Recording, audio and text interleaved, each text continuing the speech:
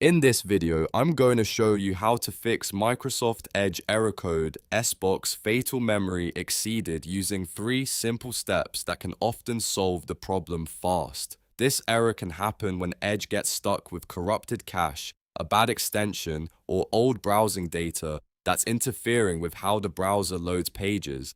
The good news is that you usually do not need any advanced technical skills to fix it. If this video helps, make sure to hit the like button and subscribe for more quick software tutorials just like this one. Alright, let's jump right in. First, try a hard refresh on the page that is showing the error. On Windows, press Ctrl, Shift, and R on your keyboard. If that does not work, you can also try Shift and F5. This forces Microsoft Edge to reload the page without using cached data, which can instantly clear out a temporary loading problem. After that, check your extensions because one of them could be causing the memory error.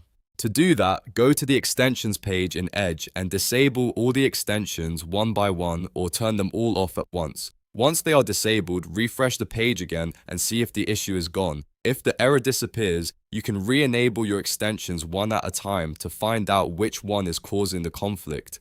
Next, clear your browsing data. This is an important step because cached files and cookies can become corrupted and trigger errors like this. Open the Clear Browsing Data section in Microsoft Edge, then set the time range to All Time. Make sure you check the boxes for cookies and other site data and cached images and files. Once those options are selected, click Clear Now and let Edge finish the process.